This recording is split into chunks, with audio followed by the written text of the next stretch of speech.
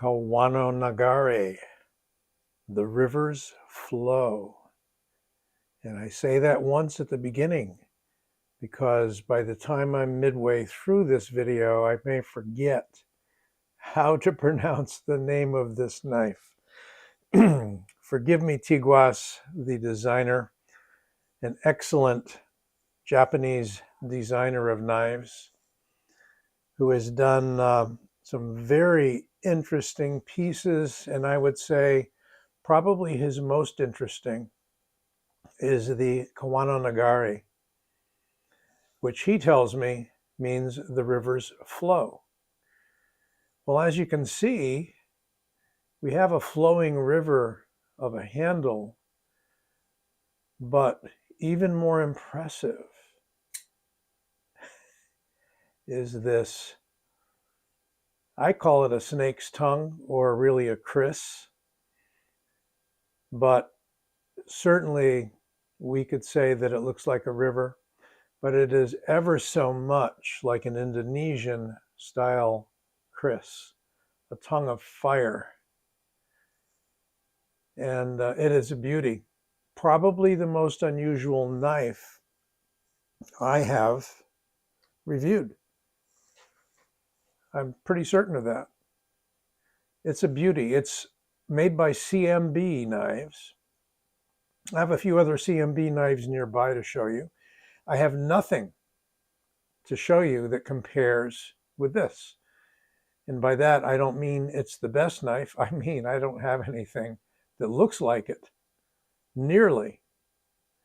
It is, if ever so interesting, a knife because it's a frame lock that when you close it, the blade perfectly matches the handle.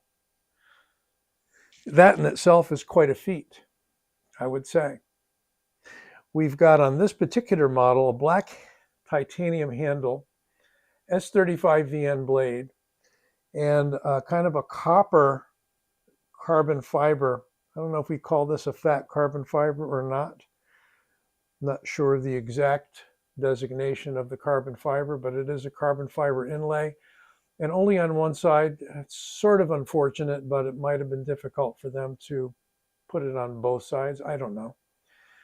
We also have a clip that matches the same flow of the handle, and that is a titanium clip.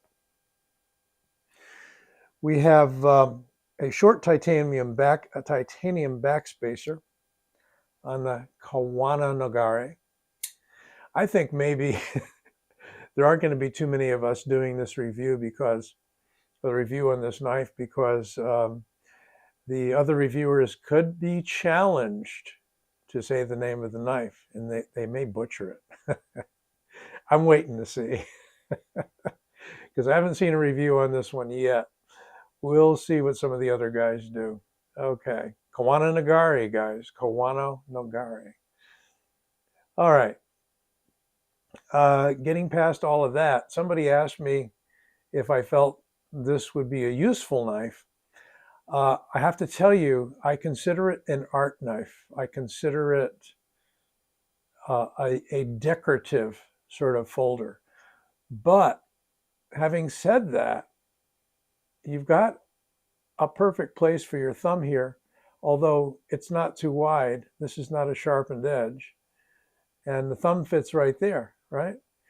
And if you decide to go Pikal style, got a nice place for your thumb. And hey, guess what? You've got a downward hook to the point. And that is a nasty hangnail of a point.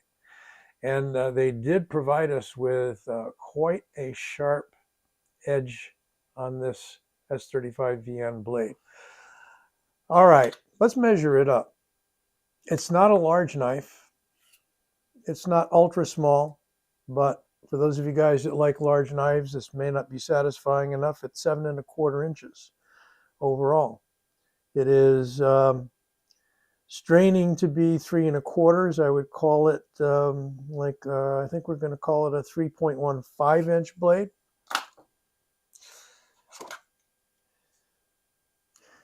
We're set to millimeters, so let's see if we can get the blade stock right there. It says it's 3.1. And that is 0.12 inches.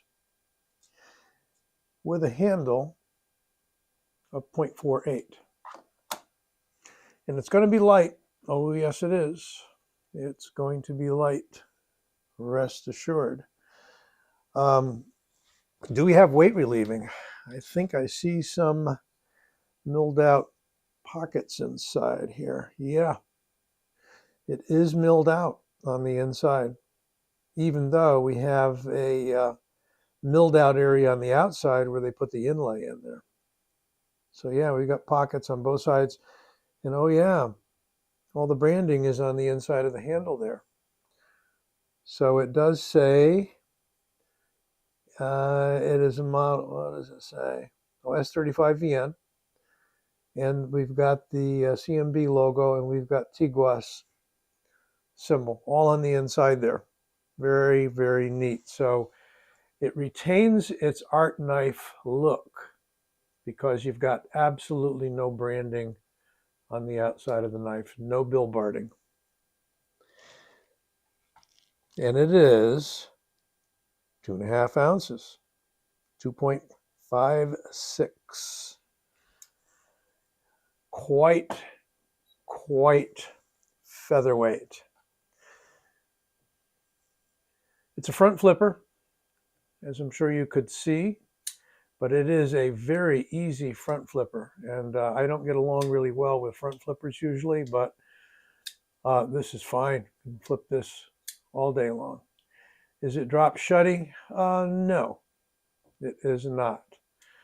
Is it on bearings? Yes. Far as I can see, that's a good question. Haven't looked that up. I think I see some bearings in there. I see some brass collars. I have to find out for you. We'll see what the factory specs say. Copper ceramic ball bearings, according to CMB. So does that mean the ball bearings are copper? No, it means that the cage is copper and it holds ceramic ball bearings. That's my take on it. So we do have a knife that is running on bearings. It is very smooth. It is easy to open, and it's a beauty to watch and look at. Nice edge there. We're going to try to do a little cutting. What do you say? A little cutting? Let's do a little cutting. Cutting. Well, the point's certainly effective. Definitely a hangnail. And I don't know if we'll get a straight enough edge to give you a good test there. Probably we won't. Yeah, if I saw a little like that, it'll cut, but it's not a blade that is set up to do paper cuts with. I have no doubt it'll do flesh cuts because you've got one belly, two bellies, and a nasty point. I said I had some other CMB knives, and here is the Falcon, an entirely different beast. That is a karambit claw, sort of a knife. Very nicely done, handsome knife as well. There's a review out on the channel of this guy. That is the Falcon.